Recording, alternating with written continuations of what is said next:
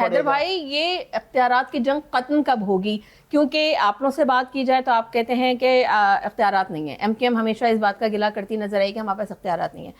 गुज़िश्ता 18 साल से peoples party की गवर्नमेंट है, सिंध गवर्नमेंट की बात कर रही हूँ, तो ऑब्वियसली वो 18 साल से जो है इस गवर्नमेंट का हिस्सा है।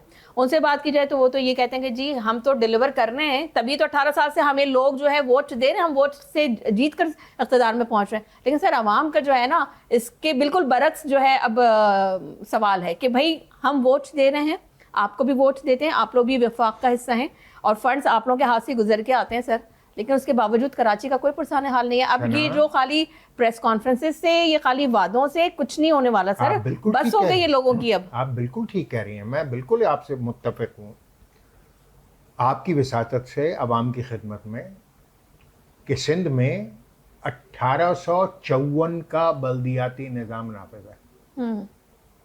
कब का? 1854।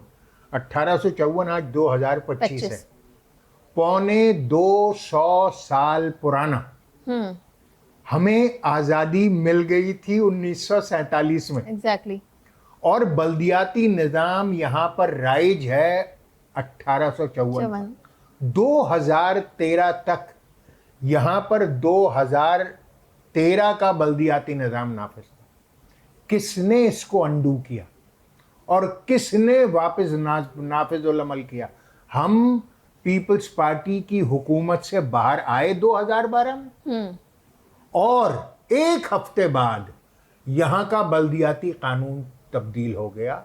सारे इख्तियारात सूबे के CM के पास चले गए। SBCA हो, KDA हो, वाटर बोर्ड हो, आपका सॉलिड वेस्ट मैनेजमेंट हो, यानी चीफ सैनिटेशन ऑफिसर वजीर आला साहब खुद हैं।